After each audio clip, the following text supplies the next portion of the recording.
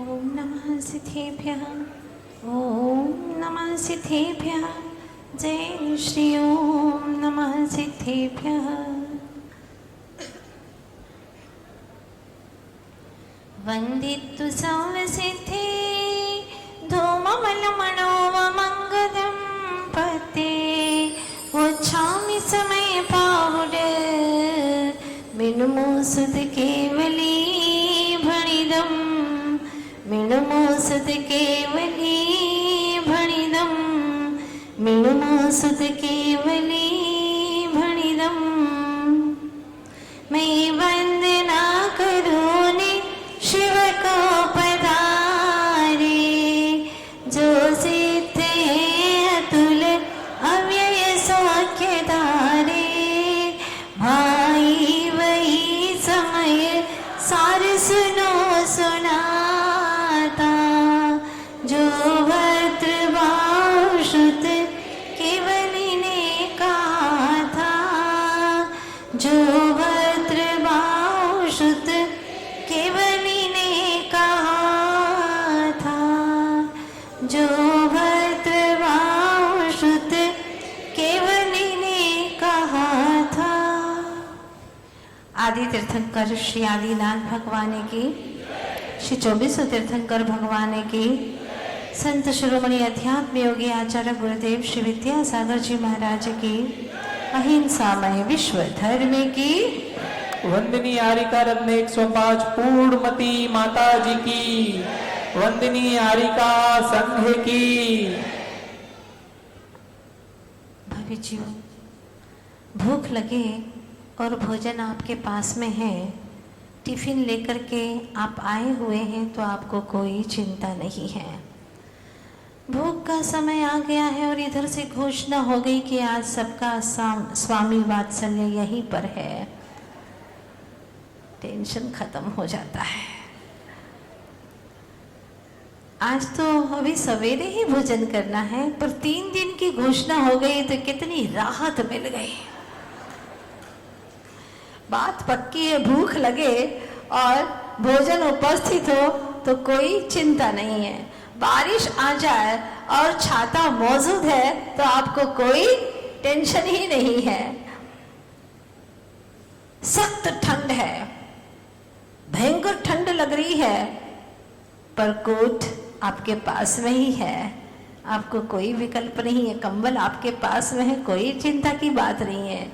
जीवन में तकलीफ है, कष्ट है, समस्याएं हैं, पर आपके हृदय में समय सार है तो आपको कोई भी विकल्प नहीं है। तत्व का स्वरूप जानते हैं, क्या है वस्तु स्वरूप, उसका ज्ञान है। ये तो समस्याएं आती है और जाती हैं। भाई, शुक्ल पक्ष आया है तो कृष्ण पक्ष भी तो आएगा ना, दिन आया है तो रात भी तो आएगी। जीवन में सुख आए हैं तो दुख भी तो आएंगे, ये तो आते ही रहते हैं, ये तो प्रकृति का नियम है। सुख आवे छे दुख आवे छे, जब જ્યારે સુખ આવે ત્યારે दुख નથી દેખાતું है ना। हाँ, कहते हैं ना, सुख आवे छे दुख जावे छे, दुख आवे छे सुख जावे छे, आवत जता सुख दुख मां, आवत जता सुख दुख मां, अमे मस्त रहे छिए, अमे मस्त रहे छिए, अमे मस्त रहे छिए, अमे मस्त रहे छिए। सुख आवे छे दुख जावे छे, अने दुख आवे छे सुख जावे छे। ये आते रहते हैं, लेकिन मेरी प्रकृति का बिगाड़ कोई नहीं कर सकता जब तक मैं ना चाहूं। अगर तुम्ही ने चाह लिया कि मैं दुखी हो गया तो दुखी हो गए, करने वाला कोई नहीं है। आप ही स्वयं अपने आप को दुखी करने वाले हैं, वरना घोर उपसर्ग हो रहे हैं मुनिराज के ऊपर। सियाल ने शरीर का भक्षण करनी है, शेरनी शरीर का भक्षण कर रही है, इसके बावजूद भी सुकौशल मुनिराज सुकुमार मुनिराज ध्यानस्थ है।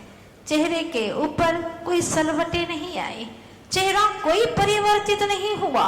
सुख के क्षणों में भी, उपसर्ग के क्षणों में भी दुख नहीं है उन्हें। अपने भीतर की ज्ञान गुफा में ऐसे विराजमान हो गए कि बाहर में क्या हो रहा है वहां से उपयोग खींच करके अपनी चैतन्य आत्मा पर ले गए, स्थिर हो गए अपनी ज्ञान गुफा में। अब चाहे कुछ भी होता रहे, देह की कुछ भी दशा होती रहे, एकत्व विभक्त चैतन्य आत्मा में विराजमान हो गए।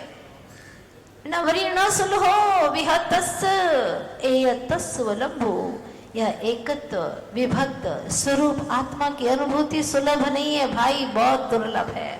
इसके लिए बहुत अभ्यास की जरूरत है, खाली शब्दों की नहीं, खाली पाठन की नहीं, उच्चारण की नहीं, उच्च आचरण की जरूरत है।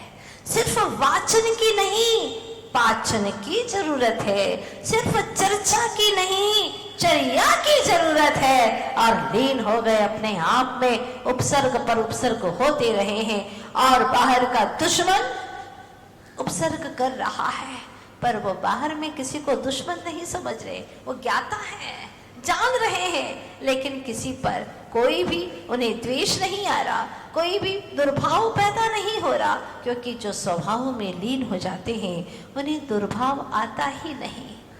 क्या अद्भुत स्थान है वहाँ, अद्भुत दुर्ग है वहाँ, जहाँ पर कोई प्रकार का विकल्प नहीं।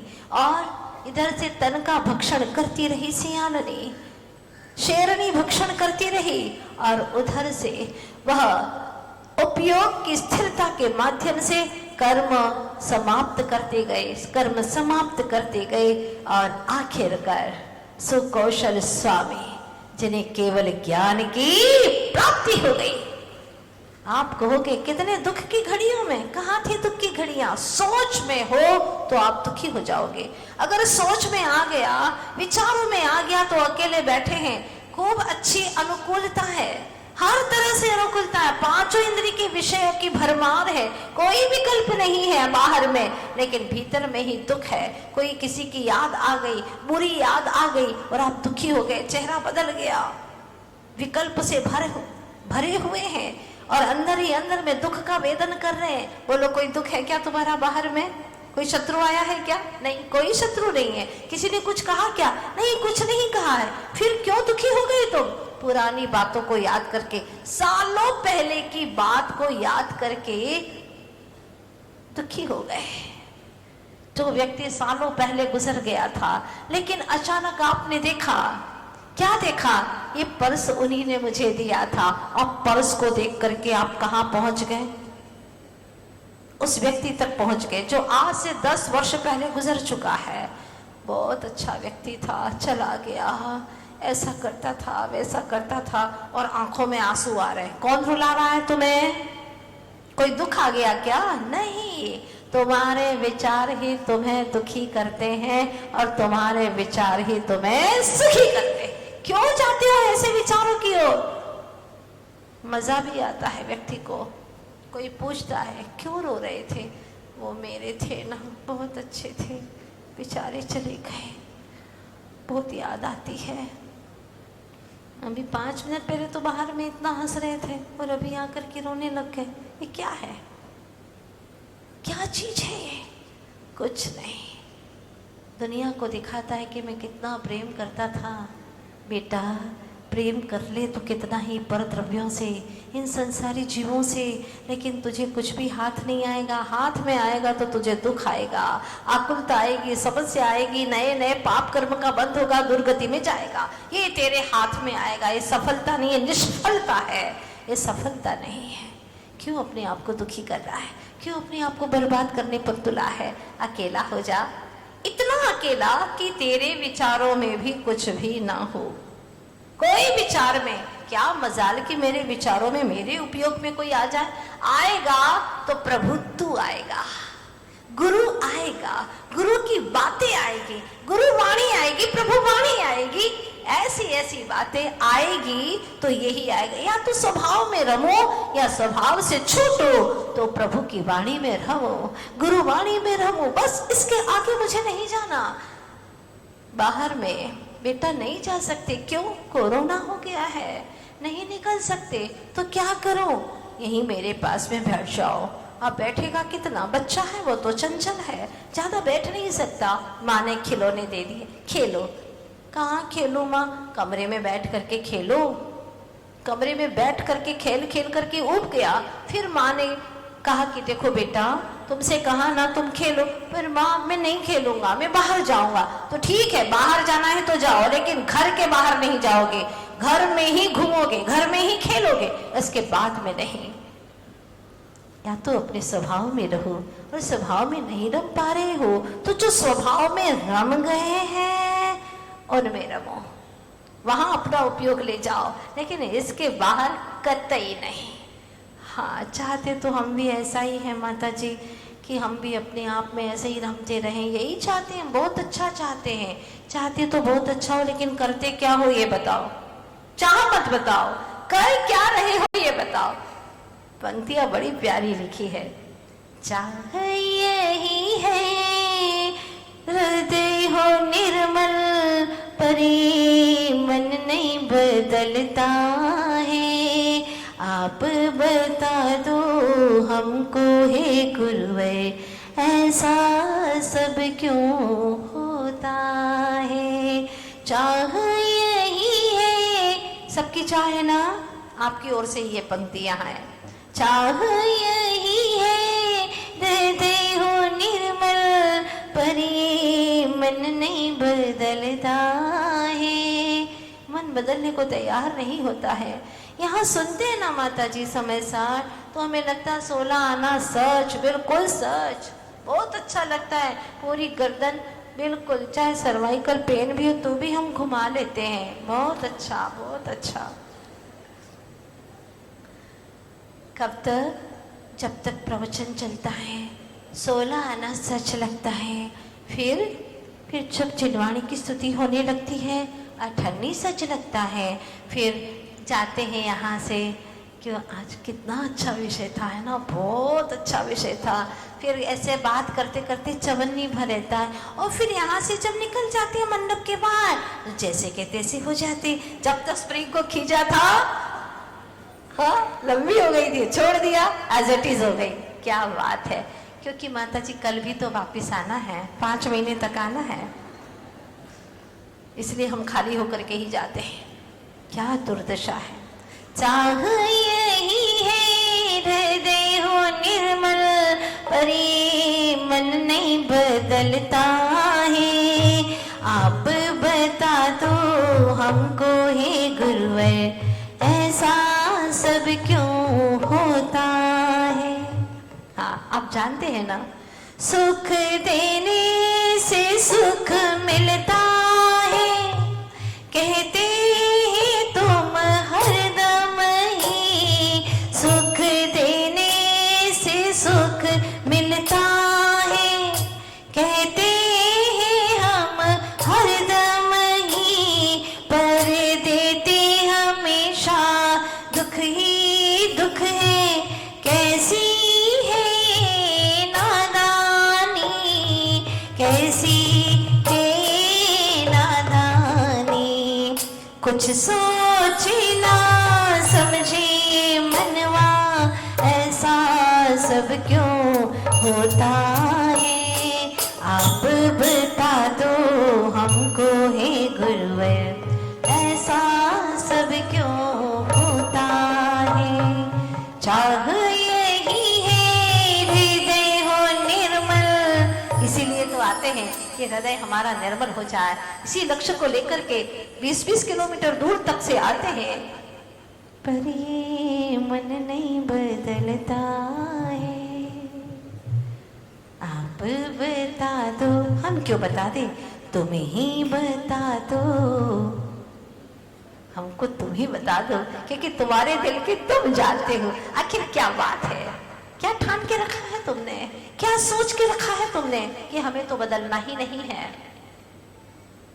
ठान लिया है, अगर आप ठान लें, अगर आप तय कर लें कि मुझे हर दिन एक एक जिनवाणी की रत्न को अपने भीतर में प्रवेश कराना है, एक दिन रत्न की माला हो जाएगी, रत्न की माला बन जाएगी।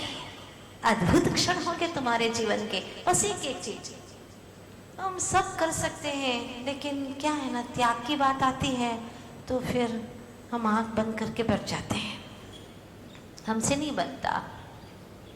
तुम होते कौन हो त्याग करने वाले? कौन होते हो तुम? जिनवाणी मां कहती है जब तुम्हारा कुछ है ही नहीं, तुम एक आत्मा ही हो, तो फिर तुम त्याग करने वाले हो कौन? पर ग्रहण करते हो ना। अगर ग्रहण करने का भाव है तो त्याग करने का भी भाव आज से बनाना होगा। खाते हो ना? हाँ खाते हैं, दिन में भी खाते हैं, रात में भी खाते हो। और आपने कहा कि नियम करो, तो हमने नियम भी कर लिया, लोगों की देखा देखी कि जब तक माता जी हैं तब तक हमारा नियम है। पर माता जी अभी तो आपको 1 महीना भी नहीं हुआ, अभी तो आप 3.5 महीने तो रहेंगे ही नहीं यहाँ पर। वैसे अभी तक किसी ने कहा नहीं है, हाँ किसी ने कहा नहीं है। हमने पूछा कि आप लोग सोचते होंगे ना कि हम जल्दी से चले जाएं। नहीं नहीं माता जी, हम तो चाहते कि 1 साल तक कम से कम आप रहे यहाँ पर। मैंने कहा अच्छी बात है, फिर 1 साल तक त्याग कर दोगे? बिल्कुल, अगर आप 2 साल रहेंगे तो हम 2 साल तक त्याग कर देंगे। फिर मैंने पूछा और आगे? जीवन भर तक रहेंगे तो जीवन भर तक का त्याग कर देंगे। चलिए ये भाव तो बने। ये छोटे छोटे भाव व्यक्ति को स्वभाव की ओर ले जाते हैं, अपनी अंदर की शक्ति को उभारते हैं। जब तुझ में भगवान होने की क्षमता है तो ये छोटे छोटे त्याग ये क्या मायना रखते हैं? ये कोई मायना नहीं रखते हैं, ये तो हो जाते हैं जब भीतर की रुचि प्रकट होती है। और भीतर की रुचि जब प्रकट होती है तो वह अंतर की खोज में चला जाता है। ये सब कुछ कार्य इजीली हो जाते हैं। त्याग, रात्रि भोजन, रात्रि पानी, ये तो बहुत सरल सहज है। यह तो भीतर के विकारों का त्याग बहुत कठिन है। व्यक्ति 10-10 उपवास कर लेता है, किंतु उसे कहा जाए कि 10 दिन तक तुम्हें स्वभावमय रहना है, नहीं रह पाएगा। 10 मिनट नहीं रह पाएगा, ये नियम नहीं कर सकता। क्यों? बहुत कठिन है। तो चलो 10 दिन क्रोध नहीं करोगे, नहीं बहुत कठिन है। आ गया तो कहाँ से आएगा? कोई टपकेगा कहीं से। हम इसके लिए तैयार नहीं हैं, क्योंकि इतने कमजोर पड़ते हैं, भीतर की कमजोरी बहुत है। तो आचार्य भगवान यही कह रहे हैं कि पर द्रव्य को अपनाने की जो आदत है ना, वो बहुत बुरी आदत है, सबसे बुरी आदत है। पर द्रव्य को अपनाना तुमने छोड़ दिया, भीतर से तुम्हें सद्ज्ञान हो गया, तो समझ लेना कि ये बुरी आदतें छोड़ते तुम्हें देर नहीं लगेगी। कहाँ है ना, पर द्रव्यों को अपनाने की आदत बहुत बुरी जानो, तस्कर ही यह काम करे, फिर सज्जन कैसे मैं मानो। बहुत अच्छी गहरी पंक्तियां है, समझने का प्रयास करो। पर द्रव्य को अपनाने की आदत बहुत बुरी जानो, सबसे बुरी आदत है पर द्रव्य को ग्रहण करना। जो पर द्रव्य को ग्रहण करे उसको क्या बोलते हैं? बोलो ना। जो दूसरे की वस्तु को ग्रहण करे उसको क्या कहते हैं? बोल दो, कोई बात नहीं, चोर है ना। इसको मैंने थोड़ी अच्छी शब्द में पिरोया, तस्कर कह दिया, तस्कर। हाँ, पर द्रव्यों को अपनाने की आदत बहुत बुरी जानो, तस्कर ही यह काम करे, फिर सज्जन कैसे मैं मानूं। हर पल पर द्रव्य को ग्रहण कर रहे हैं, पुद्गल को ग्रहण कर रहे हैं, पुद्गल रूपी कर्म को ग्रहण कर रहे हैं। बोलो, अरे हर पल ग्रहण कर रहे हैं, चाहे श्वास हो, भोजन हो, पानी हो, सब पर द्रव्य है कि नहीं? सब पर द्रव्य है, उसको ग्रहण कर रहे हैं। चोर है कि नहीं? पुद्गल की चीजों को ग्रहण करना, तू जीव है और ये सारे पुद्गल को तू ग्रहण कर रहा है। ये पुद्गल की मालकियत है, इसका स्वामी पुद्गल है और तू उसको हर पल ग्रहण कर रहा है, इसीलिए चोरी है। चोरी का दोष नहीं, चोर है। अपने आप को बोल दोगे तो बुरा नहीं लगेगा, और कोई बोलेगा तो बहुत बुरा लगेगा।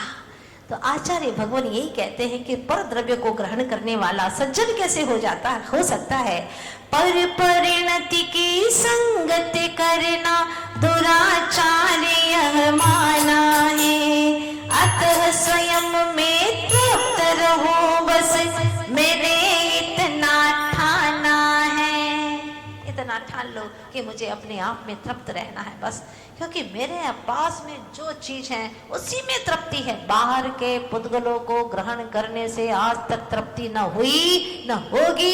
इससे मात्र संतप्त हुआ है, भवा ताप से संतप्त हुआ है, तप्त हुआ है, दुखी हुआ है, पीड़ित हुआ है और संकटों को उसने निमंत्रण दिया है। समस्याएं बड़ी हैं, जितना जितना पुद्गलों का ढेर लगाओगे उतना उतना ही दुखी होते चले जाओगे, एकत्व विभक्त आत्मा से दूर होते चले जाओगे। तो सुख कहाँ है? अपने भीतर में, मत देखो बाहर में।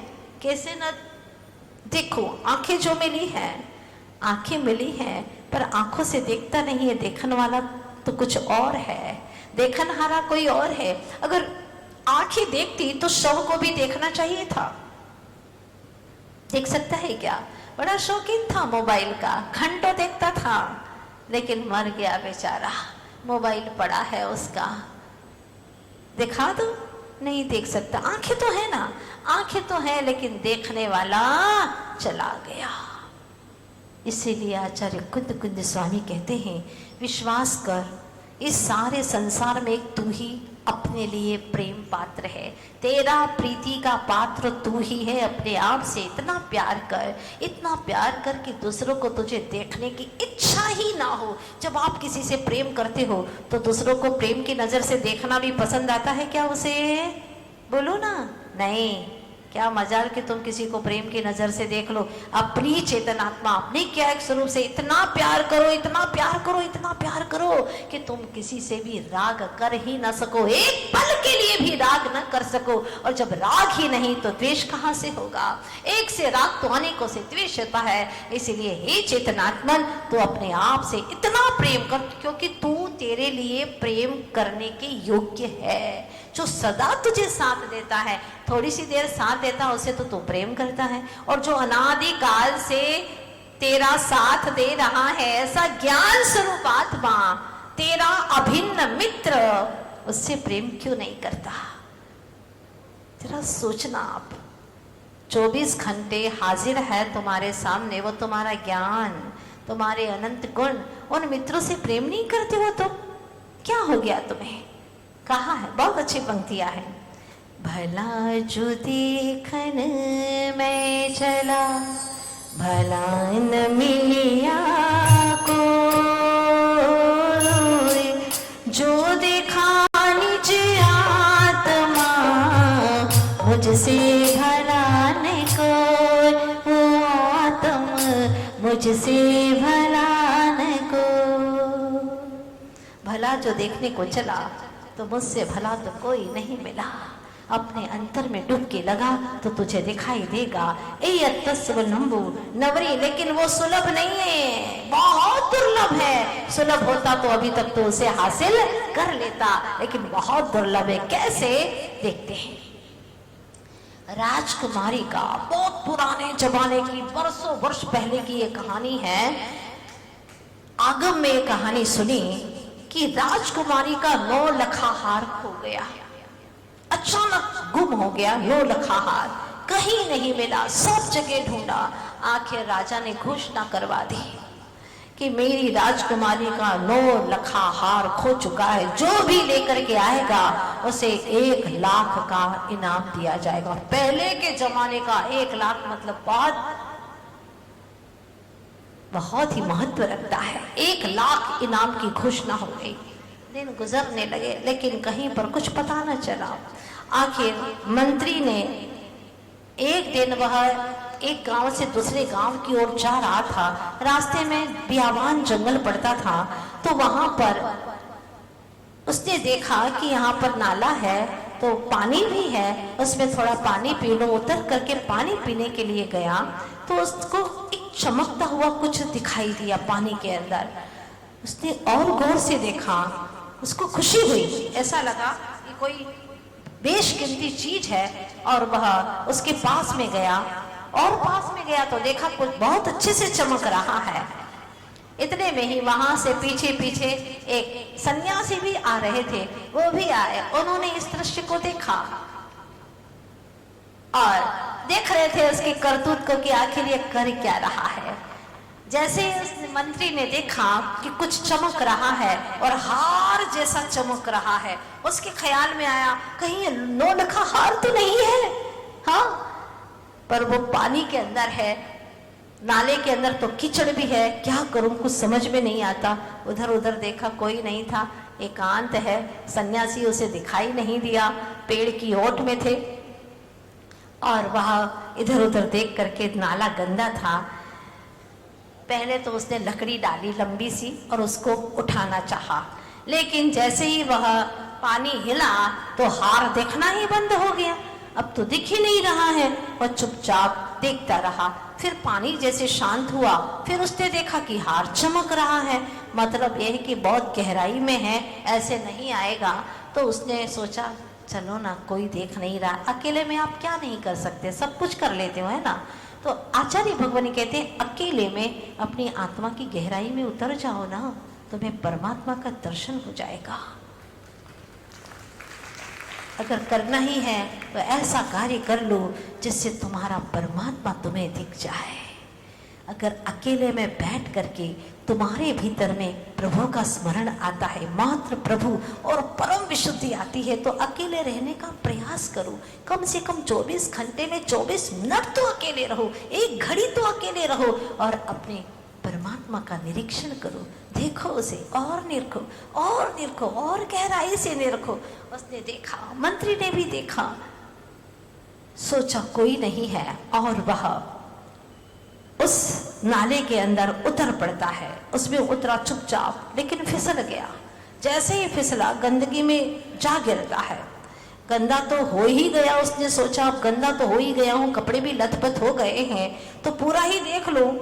पूरा हाथ डाल डाल करके उसने उसमें देखा नाले में कि कहीं हाथ में तो आ ही जाएगा, चमक तो रहा है, हार तो वैसा ही है, बिल्कुल नक चमक रहे और वैसा ही है, अब क्या करूं। देखा उसने हर तरफ से, निराश हो गया, बाहर आया, कीचड़ से लथपथ था। सन्यासी इतने में पास में आ गए और पूछा दुखी क्यों हो, क्यों दुखी हो। वो बाहर आया, पानी शांत हुआ, फिर वही हार चमकता हुआ दिखाई दिया। वह कहता है मंत्री देख रहे हैं ना सन्यासी जी आप, ये हार कैसा चमक रहा है, बस ये हार ही मैं लेना चाहता हूँ, पर पता नहीं हाथ नहीं आ रहा है, मैंने तो बहुत देख लिया, लकड़ी से भी देखा। सन्यासी कहते कोई बात नहीं, तुमने हाथ से भी देख लिया, अंदर जाके भी देख लिया, लेकिन नहीं मिला ना। हाँ नहीं मिला। तब सन्यासी ने कहा नीचे मत देखो, ऊपर देखो। ऊपर देखने को कहा तो पेड़ की डाल पर देखो देखो देखो, और ऊपर वो पेड़ की डाल, उसके ऊपर लटक रहा है 9 लखा हार।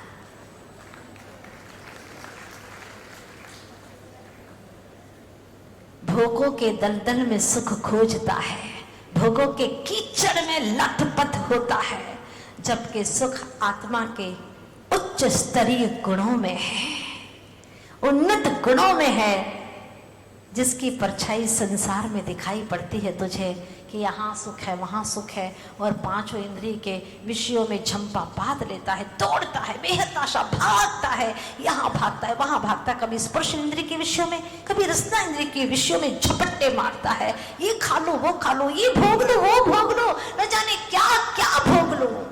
ओहो, आचार्य भगवान बार बार समझाते हैं कि अगर इन भोगों में सुख मिलता तो अभी तक सभी भोगी जीव अनंत सुखी हो जाते, लेकिन उसमें सुख नहीं है, मात्र सुखाभास है। इसीलिए ऋषि मनीषियों ने कहा, विद्वानों ने कहा, भोग बुरे भव रोग बढ़ावे, वैरी है जग जी के। क्या शब्द डाले, भोग बुरे भव रोग बढ़ावे, वैरी है जग जी के। हो जग ये वेरी है, ये भोग इस भव को बढ़ाने वाले हैं। अभी भी आंखें खोल लो, उम्र बढ़ती जा रही है और भोगों की वांछाएं तज दो, तमन्नाएं छोड़ दो। नहीं, क्या पता हमको बाद में कहीं खाना पड़ गया तो, हाँ किसी ने मुंह में डाल दिया, ठूस दिया तो। क्या तुम्हारी इतनी भी ताकत नहीं है कि तुम्हारा कोई नियम ही तोड़वा देगा? चलो मुंह तक डाल दिया, तुम फेंक भी तो सकते हो। खाने की तमन्ना किसकी है? खुद की। चबाने की तमन्ना किसकी है? खुद की। अंदर उतारने की तमन्ना किसकी है? खुद की। ये इच्छाओं पर जब तक अंकुश नहीं लगाएगा तब तक अनंत संसार में भटकता रहेगा। धन्य है वो जिनसेन आचार्य, छोटी छोटी उम्र में कई आचार्य भगवंतों ने संयम को धारण कर लिया, भावलिंगी शुद्धोपयोगी संत हो गए। कुंद कुंद आचार्य भगवंत को अनंतों बार प्रणाम करने का मन करता है। प्रभु, छोटी सी उम्र में जहां आप लोग कहते हो अभी तो बच्चा है, हाँ 1 महीने का त्याग नहीं करने देते, उसके माँ बाप दुश्मन है कि उसके मित्र है, मुझे तो समझ में नहीं आता। अगर बच्चा चाह भी लेके मैं 1 साल का त्याग कर दूंगा तो माँ गुस्से से आंख करके दिखाती है, पिता कहता है, ये इशारा करता है, मैं देखती रहती हूँ, क्या बोलूं? मुझे समझ में आता है कि ये तो नरकगामी जीव है ही और बच्चे को भी ले डूबेंगे। ये तो पत्थर की नाव है ही और बच्चे को भी उसमें डुबा देंगे। सबके बिना चल सकता है, ज्ञान के बिना नहीं चल सकता। ज्ञान हर पल चाहिए। अभी भी आपका ज्ञान काम कर रहा है कि नहीं कर रहा है? बिना खाए पिए काम चल रहा है कि नहीं चल रहा है? पर्युषण में 1 बार खाते हो काम चलता है कि नहीं चलता है? पर्युषण में 10 उपवास करते हो काम चलता है कि नहीं चलता? बताओ। चल सकता है तो जीवन भर तक क्यों नहीं चल सकता? चलो ठीक है, एक टाइम देना पड़ता है, इसकी सामर्थ्य नहीं है, आप 2 बार देना पड़ता है। 2 कितना दोगे? दिन में भी दोगे, रात में भी दोगे? कितना खिलाओगे? काम भोग बंध की कथाओं से, काम भोग और बंध से आप सुपरिचित हो गए और कितना कर्मों का बंध करोगे? कितना भटकोगे? अब तो अपने आपे में आओ चेतन, कुछ तो भगवान की वाणी तुम्हारे भीतर में आए। चलो बूंद बूंद ही जाए लेकिन जाने तो दो। तुमने तो ऐसी दीवार खड़ी कर दी है मिथ्यात्व की कि एक बूंद भी अंदर नहीं जाता, तो क्या होगा? कई पुरुषार्थ करके इस मनुष्य भव में, मनुष्य आयु को प्राप्त करके उत्तम कुल जैन कुल में आए हो, अगर यहाँ पर भी कुछ न कर पाए। कर तो देते माता जी, लेकिन हम कर देते अगर ऐसा होता तो। अगर क्या, मर जाते तो कर देते ऐसा? मरने के बाद करोगे तो क्या करोगे? सोचते ही रहोगे तुम। कर तो देते मगर, कर तो देते किंतु। हाँ, ये क्या बात है? ये अपने आप को धोखा दे रहे हैं, अपने आप को आप बर्बाद कर रहे हैं। कुंद कुंद स्वामी यही बात कहते हैं। एक बार गाथा को भावों से पढ़िएगा। सुत परिचिदानुभूता सर्वस्वि काम भोग बंध कहा, एयत सुवलंबो नवऋण सुलभो विहतस। हे काम भोग विधि बंधन की कथाएं, भोगी सुनी बहुत की पर ये व्यथाएं। क्या कह रहे? ये सब व्यथाएं हैं। भोगी सुनी बहुत की पर ये व्यथाएं, एकत्व की निज कथा सुखदायी, अत्यंत दुर्लभ करो उस संग खेली। अत्यंत दुर्लभ है ये कथा, बस उसी संग में अकेली करना है, उसी के साथ में क्रीड़ा करना है, निज आत्म तत्व के साथ में खेली कर सको, मुझे और कुछ नहीं चाहिए। जगाओ अपने स्वाभिमान को, जगाओ अपने भीतर की चेतना को और कह दो मुझे एक भी परद्रव्य की कोई जरूरत नहीं है, मैं रह सकता हूं अपने आप में। जिस दिन तुम्हारे अंदर ये जागृति आएगी, समझ लेना तुम सच में जिन कुलीन हो, स्वाभिमानी हो। ये कोई स्वाभिमान की बात थोड़ी ना है, मुझे तुम्हारा धन नहीं चाहिए, हाँ मैं सब कुछ कमा लूंगा, ये कोई स्वाभिमान वाली बातें नहीं है। पर धन ही तो इकट्ठा कर रहे हो ना, और जो पर धन को इकट्ठा करता है वह कौन है? बोल दो चोर है, तस्कर है, जो पर द्रव्य को हड़प रहा है। इसलिए तुम्हारा कोई अधिकार नहीं है पुद्गल द्रव्य के जड़ धन को इकट्ठा करने का। ये सब तस्करी का काम है, छोड़ दो। ऐसी शुभ मुहूर्त, शुभ वेला तुम्हारे जीवन में आए कि सबकी यह तस्करी छूट जाए, सबकी ये तस्करी छूट जाए। कुंद कुंद महाराज कह रहे हैं, हाँ, एक भी पुद्गल परमाणु को ग्रहण न करना पड़े। ऐसी शुभ पवित्र दशा कब आएगी प्रभु? वो सिद्धत्व दशा जिसको मैं रोज प्रणाम करता हूँ, जो सिद्ध हैं, अतुल अव्यय सौख्य धारे, ऐसे अनंत सिद्ध भगवंतों को प्रणाम करता हूँ। ये चातुर्मास आपको भीतर की शक्तियों का उद्घाटन करने के लिए मिला है, वरना आते हैं, बाहर की क्रियाएं करके चल जाते हैं। अपने भीतर में ये जो रस टपक रहा है उसको अंदर तक जाने दो, बचने दो और कहो, माता जी हम रात्रि भोजन आजीवन के लिए त्याग कर सकते हैं, हम 1 साल के लिए त्याग कर सकते हैं, हम बाहर की ये चीज़ों का त्याग कर सकते हैं, हम अभक्ष्य वस्तुओं का त्याग कर सकते हैं, हम जमीकंद का बिल्कुल त्याग कर सकते हैं, इसके बिना चल सकता है। जब अनंत अनंत सिद्धों को चला साधु दशा में, सज्जन दशा में, सम्मिलित की दशा में, तो हमें क्यों नहीं चलेगा? हमें भी चलेगा, चलेगा नहीं, दौड़ेगा, हम करेंगे। अभी सुषुप्त चेतना जागृत हो रही है, अभी कर जाओगे तो कर जाओगे, फिर सो गई तो कुछ न कर पाओगे। इसलिए जगाओ अपने आप को, हर दिन आगे बढ़ो, कदम दर कदम। कल भी कहा था ना मैंने आपसे, 1 कदम आगे बढ़ता 2 कदम पीछे हटता। एक एक कदम करते करते जहां दिट्ठो तहां पिट्ठो, जहां पिट्ठो तहां दिट्ठो, यही मोक्ष को चिट्ठो। मोक्ष की चिट्ठी बांच लो। जेल कुल मिलने का मतलब है सिद्धों की चिट्ठी मिल चुकी है, अरहंतों की चिट्ठी मिल चुकी है। जेल कुल पाने का मतलब यही है। और चिट्ठी मिलने के बाद में भी बाज करके भी तेरे गले न उतरे, हृदय में न उतरे, तो समझ लेना तो बहुत दुर्भागी है, बदकिस्मत है। जागो चेतन, हो चैतन्य चिदानंद धाम, जानन देखन